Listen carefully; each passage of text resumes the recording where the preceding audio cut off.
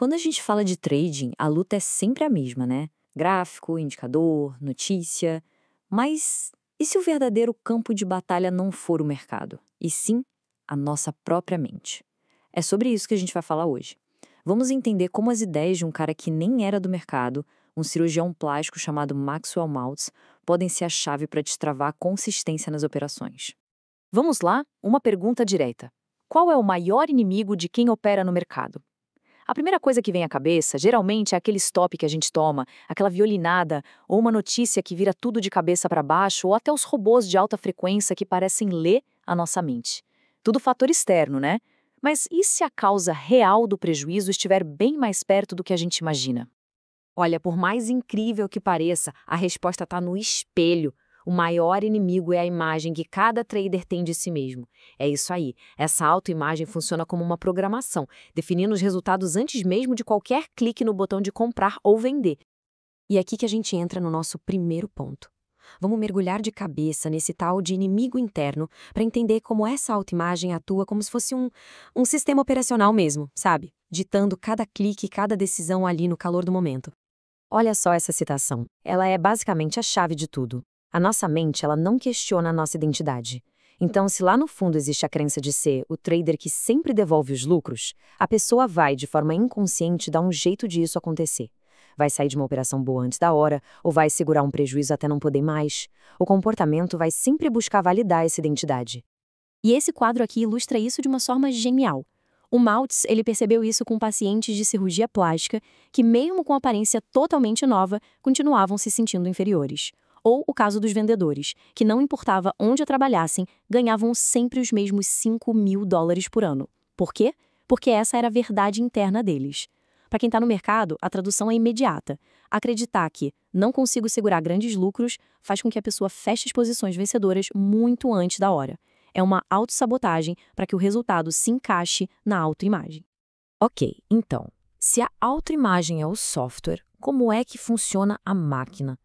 A grande sacada do Maltz foi justamente essa: enxergar a mente não como um mistério indecifrável, mas como um mecanismo.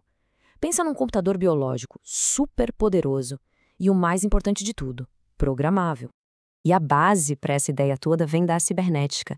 E olha, isso aqui não é papo de autoajuda não, é ciência. A cibernética estuda justamente sistemas que buscam objetivos.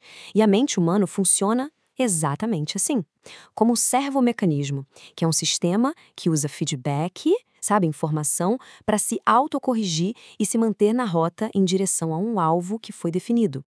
A melhor analogia para entender isso é do míssil teleguiado. Pensa bem, o míssil tem um alvo. Ele vai avançando, aí ele recebe um feedback negativo, opa, saiu da rota. E o que ele faz? Se corrige, automaticamente. Ele não fica comemorando quando está no caminho certo, ele simplesmente continua. E o ponto genial é esse. O míssil atinge o alvo fazendo zigue-zague, cometendo erros e se corrigindo o tempo todo. Um trader de sucesso faz a mesma coisa. O alvo é o plano de trading, o feedback negativo são os stops, e a correção é a gestão de risco, que mantém a pessoa no jogo. Beleza, agora vem a parte que interessa, a prática. Se a nossa mente é esse mecanismo que busca um alvo, como é que a gente, como trader, programa o alvo certo? Como é que se instala o software da vitória e desinstala de vez o da autossabotagem? O processo é bem direto. São 3 passos. Primeiro, definir o alvo. Qual é a imagem exata do trader que se quer ser? Disciplinado? Confiante? Consistente? Segundo passo, visualizar. Usar a imaginação criadora para se ver executando o plano perfeitamente, sentindo a calma, a confiança. E terceiro, e aqui está o pulo do gato, começar a agir como se já fosse esse trader. Tomar decisões a partir dessa nova identidade. E por quanto tempo fazer isso? A recomendação do Maltz era de no mínimo 21 dias. Mas por que 21 dias? Porque esse seria o tempo necessário para calar aquele juiz interno, sabe? Aquela vozinha que fica dizendo, vai devolver tudo de novo, ou isso aí foi só sorte. É um período para praticar a nova identidade sem ficar questionando, até que ela se torne um novo padrão. E isso nos leva a uma das ferramentas mais poderosas para essa reprogramação toda, a prática mental. E não estamos falando de pensamento positivo vago, não. É um ensaio detalhado, uma simulação mesmo, que cria experiência de verdade no sistema nervoso. E a prova disso está em todo lugar, é só olhar. Campeões de xadrez jogando partidas inteiras só na mente. Golfistas que ensaiam a tacada perfeita antes mesmo de encostar na bola. Pianistas que praticam sem nem tocar numa tecla. Vendedores que ensaiam a reunião e já preveem as objeções. O ponto central é esse. O nosso sistema nervoso não sabe diferenciar uma experiência real de uma que foi imaginada de forma muito vívida. Ué, se funciona para essa galera toda, por que não funcionaria para as operações no mercado? É por isso que a imaginação é muito mais poderosa que a força de vontade. Em vez de ficar lutando contra o impulso de sair de uma operação, por que não usar a imaginação? Antes do pregão, por exemplo, fechar os olhos, visualizar o setup ideal se formando no gráfico, se ver entrando na operação sem hesitar, visualizar o stop sendo colocado no ponto técnico certinho e sentir aquela calma de deixar a operação andar até o alvo. Isso é prática, é isso que cria a experiência do sucesso no sistema nervoso.